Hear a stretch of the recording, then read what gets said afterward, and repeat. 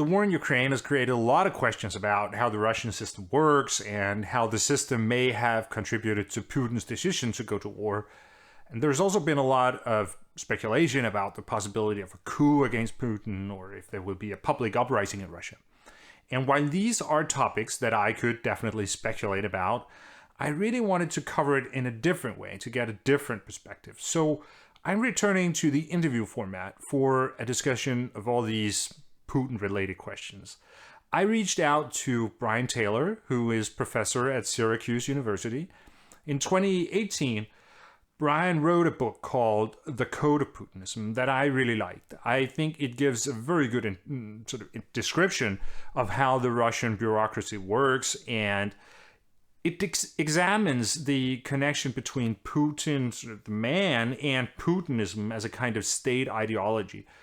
So Brian is a person that I have wanted to talk with for a while, and when all these questions about Putin's personal role in the war and his future came up, I asked if Brian could do an online interview, and the result is what I have released in this playlist, and I think it's a really great conversation.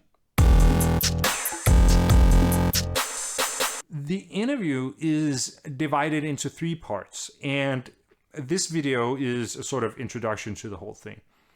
In the first part, we discuss the role of the Russian bureaucracy in the decision to go to war with Ukraine. It's pretty obvious that Putin's decision was based on bad assumptions about how easy it would be to win a war.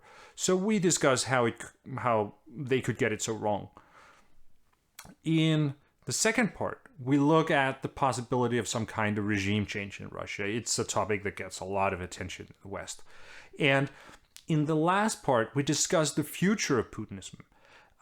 So this is a little bit about the future for Putin himself, but it's more about the future of the system.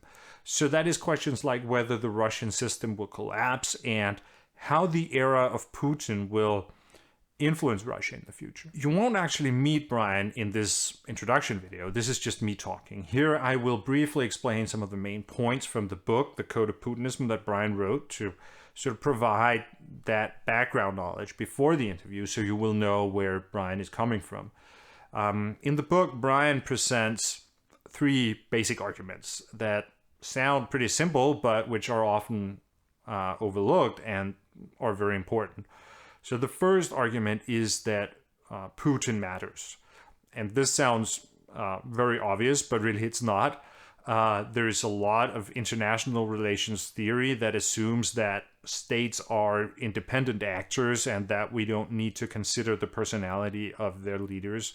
So these people look at sort of systemic stimuli and stuff like that for explanations of why states do what they do. So for example, this would be something like saying that Russia invaded Ukraine because of NATO expansion into Eastern Europe. So this is an explanation that totally ignores the role of the person in charge of Russia. But Brian's argument is that the leader, in this case Putin, really does matter. And then his second argument is that there is a certain code of Putinism that guides how people inside the system understand the world. And Brian uses a framework from the German sociologist Max Weber to dissect this code. The idea is that human beings are guided by different types of motivation. And the first one is instrumental rationality. So this is what people very often think about when they talk about rationality. It's the idea that people do things based on sort of a rational calculation of risks and benefits. But then Weber also has 3 other types of motivations for human beings. So everything we do is not about maximizing sort of tangible benefits. And those other motivations are values, it is habits, and it is emotions. And it is essentially the sum of these 3 other types of motivations that are the code. And I'm not going to go very deep into each of them because if you want to do that, you can read the book. But at a very basic level, Brian finds that some of the important values in Putinism are statism. So that's the idea that the state is more important than the individual people. It is an anti-Western and especially anti-American sentiment. And then it is conservative and sort of anti-liberal ideas about how society should work. And then when it comes to the habits that underlie Putin's ideas of statehood, Brian points to control, order, unity and anti-pluralism, it's loyalty, and hypermasculinity that are the particular habits that exist in the current Russian system. And then he points to some key emotions as well, and these are respect, or rather the feeling of being disrespected and humiliated by the West.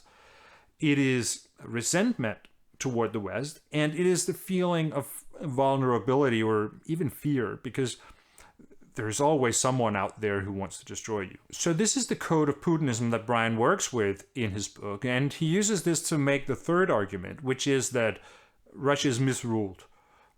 Putin wants to make Russia strong, but in reality, the system he has created makes Russia weaker because the country is underperforming in a bunch of ways. So they are inefficient when it comes to providing services to the population, for example, and they are unable to build a sustainable economy that is independent of fossil fuels and things like that, because essentially the Russian state is relatively weak and ineffective for a whole range of reasons, and some of them are related to cronyism and corruption, and others are more related to having weak institutions. And at one point in the book, Brian also notes, and I think this is perhaps particularly interesting in relations to the war in Ukraine, that Putin's tendency to make decisions on his own often leads to mistakes and negative consequences. Yeah, I'd say that sounds plausible when we look at how the war is going.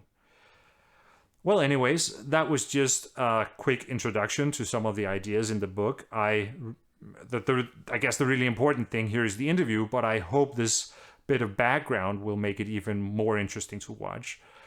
I'd say it's pretty obvious that Brian does not support Putin or Putinism. He's even wearing a small Ukrainian flag on his shirt to make it clear where he stands on the war. But it's also obvious that he really knows what he's talking about and that he has a deep understanding of how the Russian system works. Okay, with that, I guess it's time for me to stop talking and to give the word to Brian. There should be a link to the first part of the interview on the screen now, so just click on that. I hope you'll enjoy the interview.